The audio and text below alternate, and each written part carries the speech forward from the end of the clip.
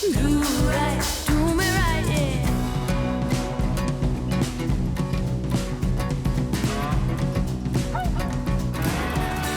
I need love, yeah.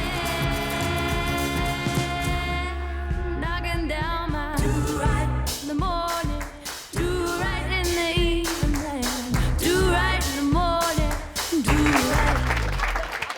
Hi everyone. Thanks Mark Elaine for the coffee. It's very important.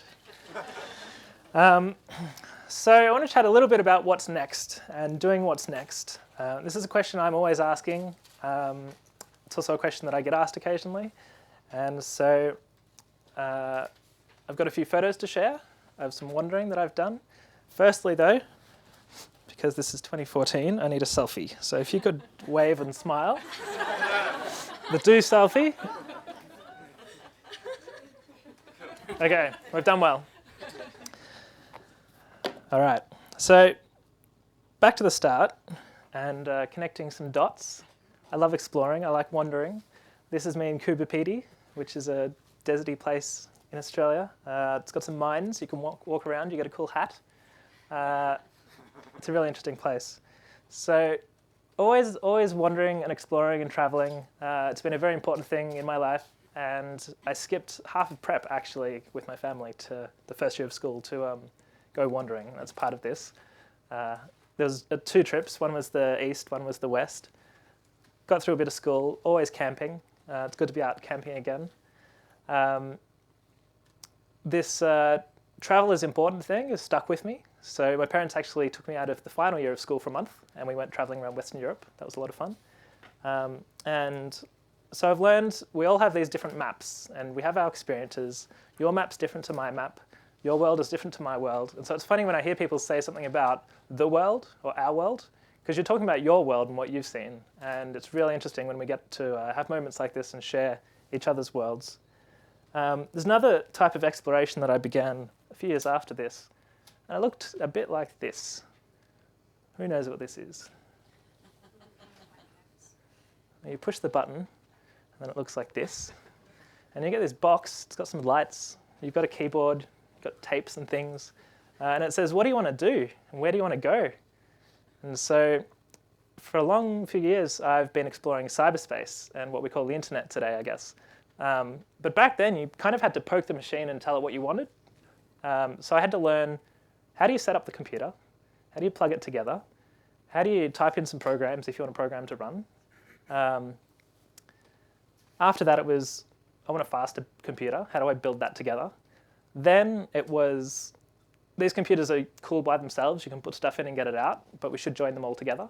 So I got together with some friends. We got the blue cables. We joined them together. Did that for a little while. Of course, to play games. It looked like this.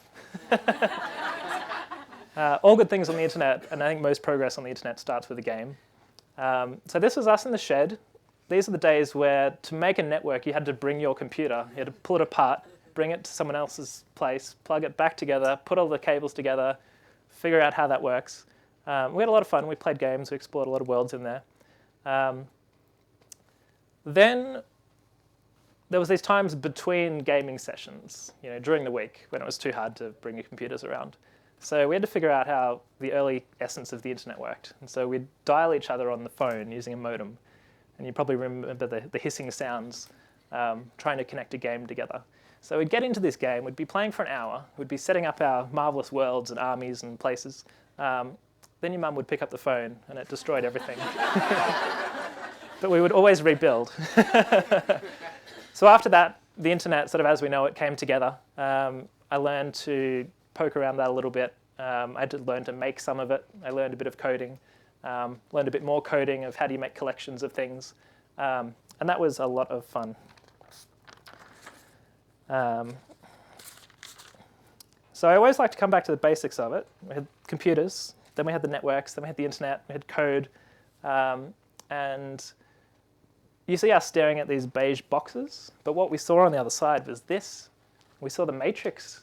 We saw this endless, limitless world. And we had to go out there and find some stuff. So you could find these vast amounts of information. You could find a lot of cats. But always there was people behind it. And so I was always looking around. and I was trying to figure out what's on the other side of the internet. Because you'd be talking to some guy and he posted this photo from France, and you're like, oh, that's a great photo. Or there's some news from a blog that's happening in Paris. And it always came from somewhere far away. It was very rare that you found a piece of the internet that was from your neighbors.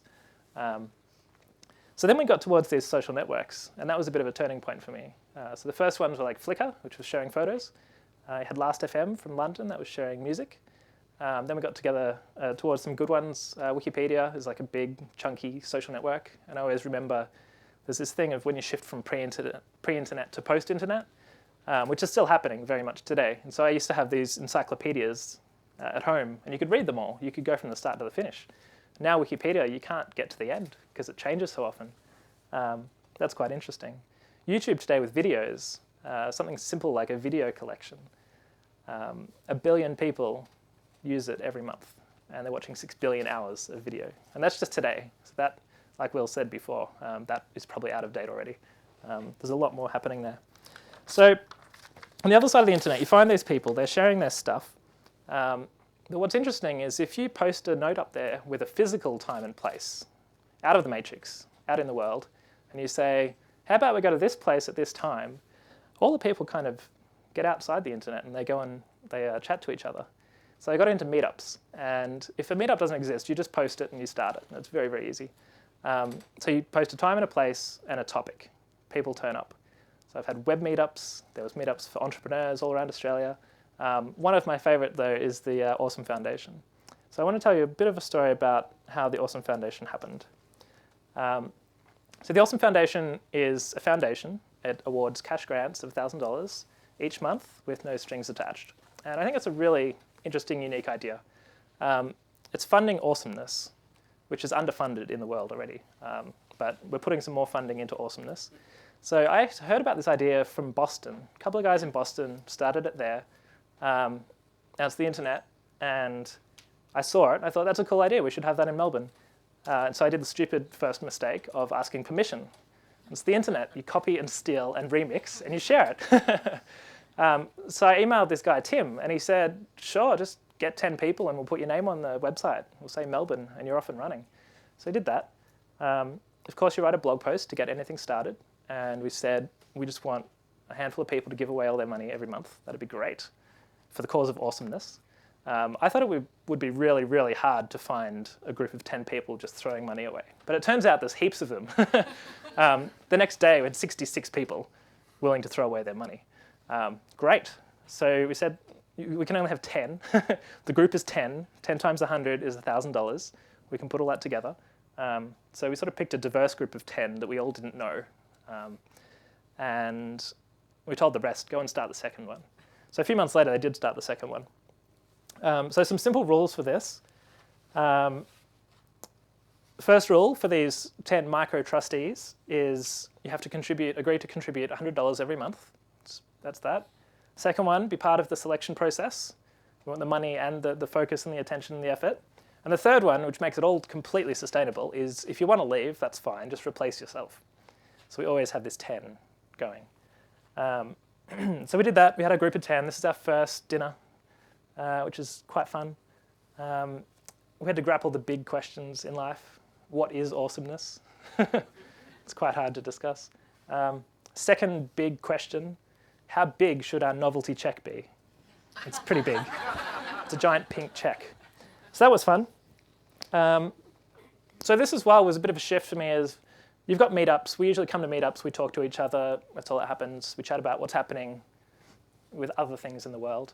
This was shifting slowly. I wanted to learn about funding, but in a fun way. This is it. And we also got to meet all of these awesome people sending in applications through the internet. So some of the things we funded, this is the Rooftop Honey in Melbourne. They put beehives around the rooftops. Michelle's here. She's got one on her roof. This is her roof, actually. So we got them a honey machine, and I don't really understand what they do with it, but they get honey out somehow. And so it's possible for the honey to go to the cafe below, and you have this 0 food mile food, which is brilliant. But we learned a lot about bees as well. So bees are having a bit of a hard time in the world at the moment because they get knocked out by pesticides. So one of the first things you think about with bees in the city is like, but it's the city. It's like there's pollution everywhere. Like, what do they do with that? But they don't care. They care about pesticides, that kills them. But in the city, they don't worry about the pollution. So these guys are doing a fun thing where the honey in each hive is, like the flavors are really based on the environment around them. And they're really sensitive to the environment. So Matt and Vanessa, they get their bee suit on, and what they really want to do is create rivalry within the city, just like the footy teams. Like, is the Hawthorns honey better than the Geelong honey at the moment? Or how's St Kilda going? That's pretty fun. Second one is a group called One Girl. And so there's all these different causes, and these guys wanted to raise money for girls' education in Sierra Leone by getting people to wear school dresses. Not people that go to school, but people like you guys. Especially the guys, actually. It's really, really funny. So they got a bunch of people to wear school dresses. They took the $1,000. They put their first website out. They got their campaign going. They made $41,000 back. That was great. So that was really awesome. That was their first Awesome Foundation grant. They came back a year later when we were running a big party, and we thought, let's take this up a notch. Let's get everyone together for the birthday. We'll take the ticket sales and make this mega grant of a couple of $1,000s. So One Girl came back, which they're very good at. They're very good at making money happen. And they said, we've got this issue. Like, the people are getting educated over in Sierra Leone, but when they go for a pee, they get bitten by snakes, and some of them die. And we thought, that's not awesome, so we need to fix that. So the money from the grant built this toilet. And I think it's amazing that you've got this plaque that says, the Awesome Foundation built this toilet. And all of this started from a little tiny blog post. It's ridiculous. That was another cool one. So this one doesn't really need an explanation. It's a Mini Cooper covered in macarons. That's awesome. One of the other common discussions that we have and that I really like to provoke is we're funding awesomeness, and not many people fund awesomeness. And there's this distinction is like what's nice and what's awesome. Sometimes they go together. Sometimes nice is a different category. This is purely awesome. Like, this is not saving children. This is not doing anything like that. This is a macaron-covered car. So Linda runs the Melbourne Macaron fan club, and I don't know what they do, but she just came and said, I want to buy a bunch of macarons, stick them on a car and drive around for a day. The thing that got me, though, is she thought this through in detail, and she factored $100 for parking fines. So a touch of reality is still good. So we had the third birthday party a couple of weeks ago. It's been going for 3 years in Melbourne. But the bigger picture and what you get through the internet is the collective stuff. So I think there's about 90 chapters now, and they've funded about $1 million of awesomeness. That's pretty amazing. So a couple of different do's now. This is Pete Williams' formula for changing the world. Pete and I worked together at Deloitte for a couple of years, and this was very, very useful. This is basically a model of how do you get a crowd together to do something. And it's the sort of crowd, like what we're looking for is you've got a crowd of people, a big crowd. You need them to share. So they need to be visible to each other physically or through the internet. They need to like click retweet or post it somewhere else. So what you're looking for is, in San Francisco terms, called a viral coefficient. And you want that higher than 1. What that means is if you see it, you share it with at least one other person. And that's how it takes off. You need state criticality. Basically, that means you need some spare attention. If you're busy, then you don't have time to be participating in a crowd. So if you think about the footy, you don't have Mexican wave during the game. You have Mexican wave at the break when everyone's got spare energy. Simple rules. For the Mexican wave, it's just wave your arms around when the other guy does. And a trigger, which is your countdown. And so if all of this comes together, and it doesn't always come together, then you can have a phase transition where everyone goes from just a crowd sort of doing what they're doing and then jumping into a different state. This is also a photo of some great coffee in Hong Kong that I had last week. It's called a siphon, and the water gets some magical physics, which hopefully the guys can explain later on. The water goes from just normal water into boiling water and back, and that creates vacuums and magical things, and you get some great coffee. So basically, with your crowds and these things, they take a bit of getting going, but when they get going, like things happen really, really quickly. And that's what the internet and what crowds are really good at. So I promise this is my only chart, but I wanted to share this. Bit of science. This guy's pretty wise. You've heard of flow. We've been talking about it already a little bit. flow is that state of when you're in the zone. And it can be you're in the zone doing some work or driving or having oneness moments in the mountains. All of those can have flow. And it's basically that moment where you stop sort of thinking about it so much and you just do it. And so that really sums up do for me. So the challenge is you've got skills and you've got challenge. So this is a channel. And the thing you need to keep in mind, and which really applies to the world at the moment, is if you stand still, then your skill is probably getting better. So then you're getting bored if you don't keep moving. And if it's too hard, if the problem you're working on is too hard, you get anxiety, you stress out, it doesn't happen. But if you want to keep in this flow, your skill needs to rise with the challenge. And it's this balance that you have all together. So it keeps moving, don't stand still. The internet's good to help you with that. So a bunch of do's. If I look at my career so far, it's been on networks. I was walking around a jungle one day, found a tree, and it reminded me of a primary school lesson that I had, which was the roots of the tree reach out as far as the branches do. But you don't see the roots very often. And it's good to remember they're there. So when I was working with Deloitte, it was working on innovation within the company. It's like the invisible bit, but it helps the company respond a lot more. If you don't have the roots, you have a storm or something bad happening, tree just topples over. That's not good. Then I worked with Yammer, which is a business social network, and that's really helping connect the people within the company. The customers, like we're all on the outside, we're getting more connected, we tweet and we do all this stuff, but on the inside, you sort of need to keep the same pace and make those new connections and join all the dots. And then soon I'm starting with CoTap, and that's mobile messaging for the workplace. So we're trying, I've kept looking at different spaces to work in, but I keep coming back to messaging because there's still dots that we have to connect. Another do tune in and out of the web. Remember that airplane mode works outside the airplane as well. You can go through the city in airplane mode, works well. Sometimes you'll feel anxious because there's stuff happening, but it's really good to tune in and out of the internet. Another one, do have coffee. Coffee is wonderful. A lot of you are from Melbourne, we know this. The reason to have coffee is because you meet all these different people. You need to network online and offline because you can't do everything yourself. So you need other people. They're willing to help you if you reach out and you know them. And that's what networking is. It's like exploring, looking at what's out there. You can join all the dots later. So now a few do's that can kind of hold us back. This is one of the School of Space events with the Academy of Getting Shit Done. Pay attention to your attention because whatever you're procrastinating about is probably pretty important. So just keep that in mind. If you have this moment of, I'm really avoiding this thing, like just dig in a little bit to why you're avoiding it. And do like Jan and meditate for a moment and see if that helps you out. Do know the difference between best and perfect. So we've got this room of doers. You've got all these big visions of what needs fixing in the world. I think it's really interesting, like where do you start? You've got this massive, massive vision, then what's next? What's next is probably like call someone, or chat to a friend, or write a blog post. They're really, really simple things. But you're going to hold yourself back from that unless you realize that you just need to improve on the best. Perfect might be a long way off, but just move it a little bit forward. On this note as well, I've been traveling a bit. I've learned about quality. Quality is an interesting word. What do you think it means? In Australia, it usually means value for money. Quality when you're shopping is like, it's good value.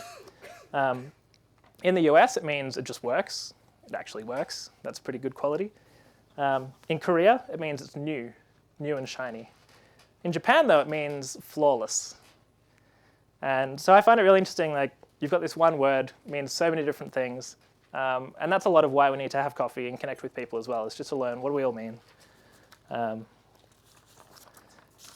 Another one is do ask why not. So I ended up at a conference called South by Southwest, which led to a few other cool things, because a friend of mine asked, why aren't you going? And I said, there's this cool thing, why aren't you going? It was the same with do. I said, there's this cool thing I saw on the internet, we should go. And I wasn't going at the time. They said, why not? I said, I'll buy a ticket, let's go. And that's how these things happen.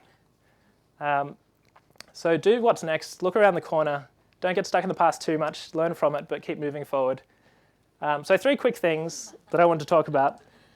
This is a William Gibson quote. Future's already here, it's just not evenly distributed. What that means is you can go and find it. So go and find it, it's out there, and then do it. Do what's next. This is Hong Kong, it's a city. In 1850, 25% of the population lived in cities. In 2050, it's going to be 75%.